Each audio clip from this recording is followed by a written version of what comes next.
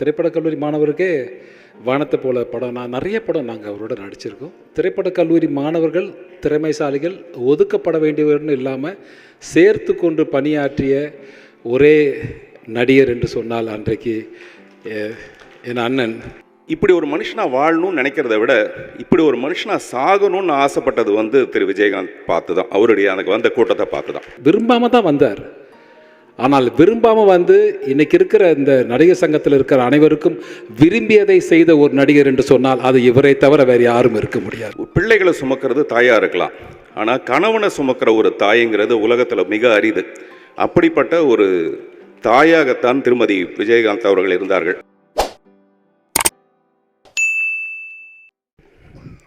வணக்கண்ணே.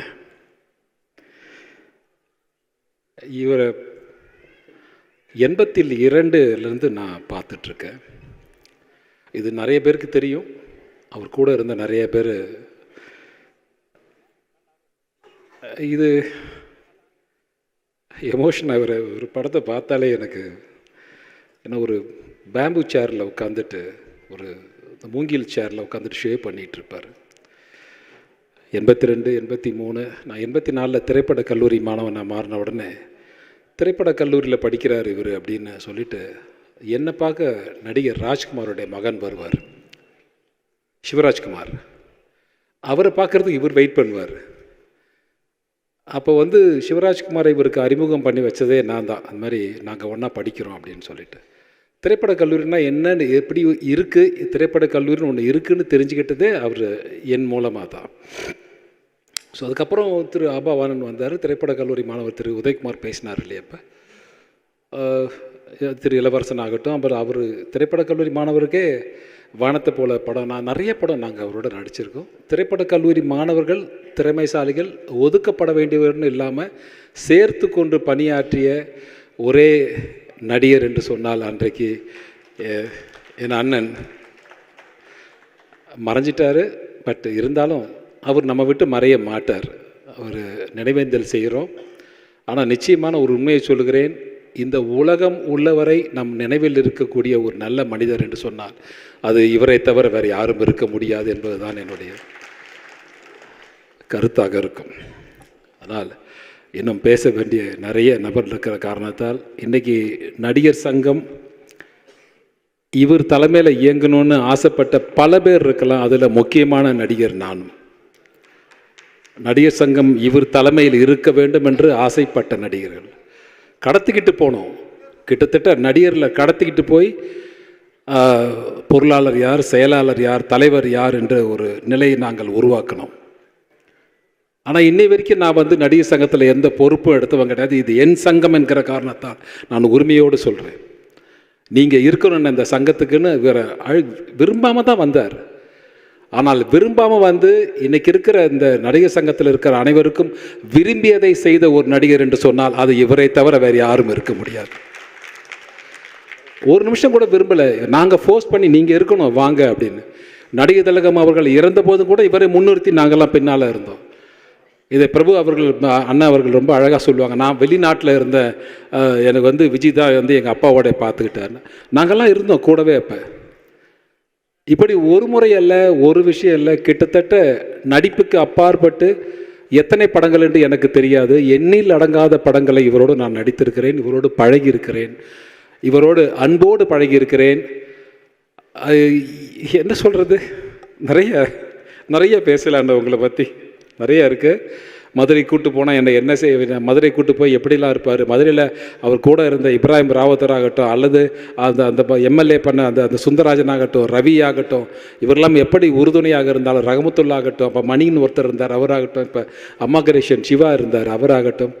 நான் வெளிப்படம் போயிட்டு இங்கே உள்ளே வந்துடுவேன், வெளிப்படம் நடிச்சுட்டு உள்ளே வந்துடுவேன். என்னை விடாமல் பார்த்து கொண்டால் எனக்கு அவர்கிட்ட கட்டளை, மீண்டும் நீங்கள் வில்லனாக நடித்தால் என்னோடு நடிக்க வேண்டும் ஆனந்தராஜ் என்று சொன்னார்.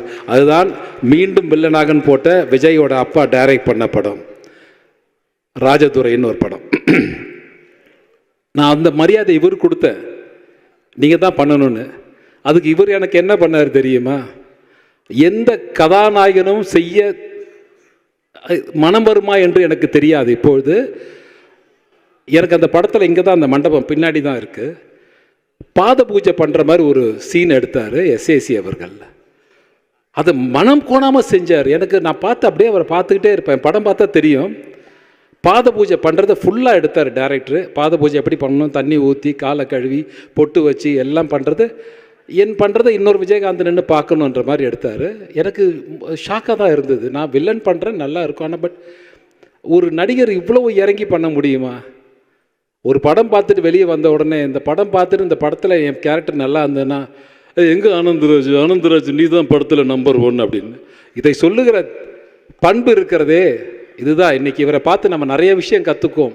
ஆனால் இன்றைக்கு இருக்கிற கதாநாயகர்கள் இன்னும் கற்றுக்கொள்ள வேண்டிய பண்புகள் இவரிடம் நிறைய இருக்கிறது என்ற அன்போடு தெரிவித்துக்கொண்டு, இந்த நல்ல நேரம் என்று இதை நாம் சொல்லுவதற்கு மனம் சங்கடப்பட்டாலும் நாம் இவருக்காக ஒன்று கூடியிருக்கிறோம் என்பதை பெருமைதான் என்று சொல்லி இவருக்கு அஞ்சலி செலுத்துகிற இந்த நாளை பெருமையான நாளாக, ஒரு நாள் அல்ல, ஒரு ஆண்டு அல்ல, ஆயுள் முழுக்க நாம் இருக்கிற வரை இவரும் நம்மோடு இருப்பார் என்று கூறி விடைபெறுகிறேன். நன்றி, வணக்கம். மரியாதைக்குரியவர்களுக்கு என் பணிவான வணக்கம். இந்த தென்னிந்திய நடிகர் சங்கத்தை புதிய பொலிவோடு புதிய கட்டடத்தில் பார்க்கணுன்னு கடுமையாக உழைத்தவர் திரு விஜயகாந்த் அவர்கள். எனவே இந்த தென்னிந்திய நடிகர் சங்கத்தில் ஏதாவது ஒரு வளாகத்திற்கு திரு விஜயகாந்த் அவர்களின் பெயரை வைக்கப் போவதற்கு முன் அறிவிப்பாக இந்த அஞ்சலி கூட்டத்தை நடத்தும் நடிகர் சங்கத்துக்கு என்னுடைய நன்றியும் பாராட்டுக்களும். இங்கே பின்னாடி நினைவேந்தல் கூட்டம்னு போட்டிருக்கு. கூட்டம் என்பது கூட்டப்படுவது, காசு கொடுத்தோ பிரியாணி கொடுத்தோ கூட்டப்படுவது. ஆனால் இந்த கூட்டம் அந்த மாதிரி கூடப்பட்ட ஒரு கூட்டம் இல்லை.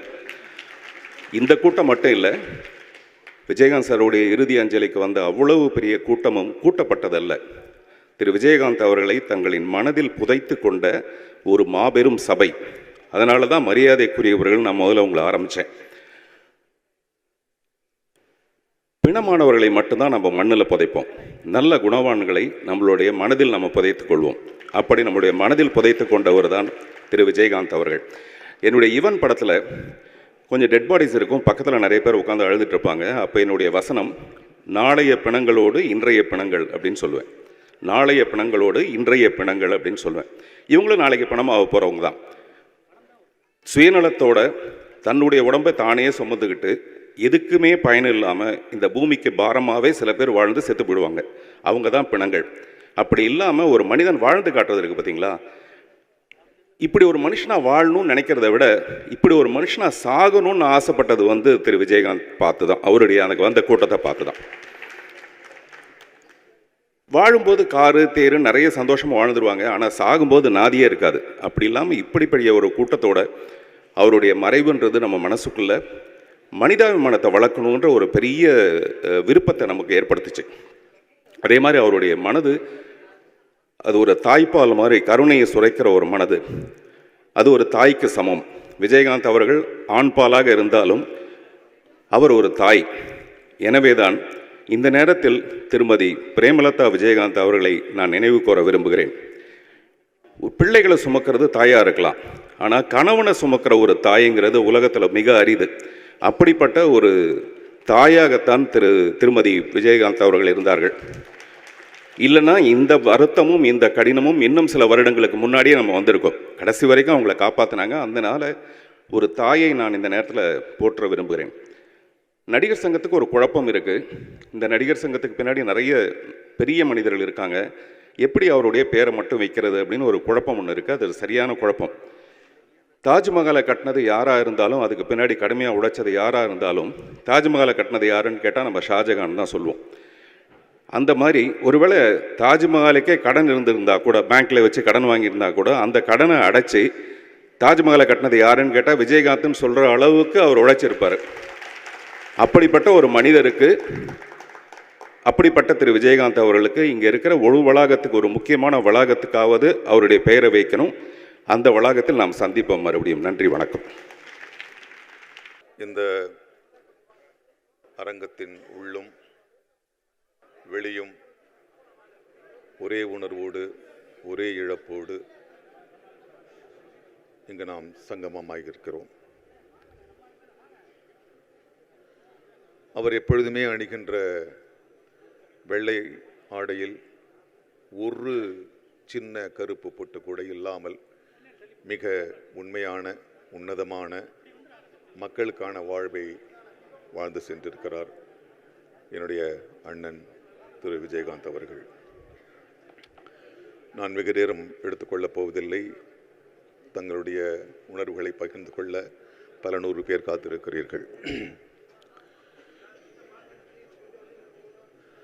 அவரை பற்றி நினைக்கின்ற பொழுது அவர் இருமுகங்களை நான் காண்கின்றேன். ஒன்று, அவர் மிகவும் வெற்றி பெற்ற ஒரு உச்சகட்ட நட்சத்திரமாக, அதைவிட முக்கியமாக தென்னிந்திய நடிகர் சங்கத்தின் தலைவராக முதல் முறையாக அவருடைய தலைமையில்தான் வெகு நாட்கள் கழித்து சினிமா நட்சத்திரங்கள், பெரிய நட்சத்திரங்கள், சிறிய நட்சத்திரங்கள் என்று இல்லாமல் அத்தனை பேரையும்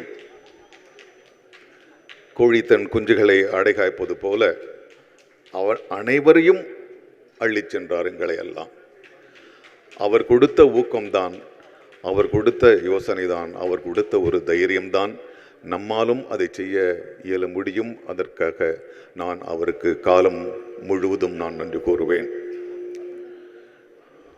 அவரை பற்றி புதிதாக சொல்வதற்கு நமக்குள் பல விஷயங்கள் இருக்கின்றன. இந்த மேடையில் அல்ல, பல மேடைகளில் நாம் அவரை பற்றி பேசுவோம், பேசிக்கொண்டிருப்போம். இன்று தென்னிந்திய நடிகர் சங்கம் மிகச் சிறப்பாக நடந்து கொண்டிருக்கிறது என்றால் அவருடைய வருகை எங்களுக்கு மிக மிக முக்கியமான ஒரு மேடை அமைத்து கொடுத்தது. அந்த பெருமகனாரின் நினைவு கூறி மற்றவர்களுக்கு பேச நான் வழிவிடுகிறேன். தயவு செய்து, எனக்கு நன்றாக தெரியும் உங்களுக்கு பேச மணிக்கணக்கில் நிகழ்வுகள் அவரோடு இருந்திருக்கின்றன. நேரம் கருதி தயவு செய்து அவருடைய புகழை 3 நிமிடங்களுக்குள் முடித்தால் எல்லோரும் இந்த புகழாஞ்சலியில் கலந்து கொள்கின்ற ஒரு திருப்தி ஏற்படும் என்று நான் வேண்டுகின்றேன். மீண்டும் என்னுடைய அண்ணன் கேப்டன் புரட்சி கலைஞர் திரு விஜயகாந்த் அவர்களுக்கு என்னுடைய மனதார்ந்த புகழும் நினைவும் அர்ப்பணிப்பும். நன்றி.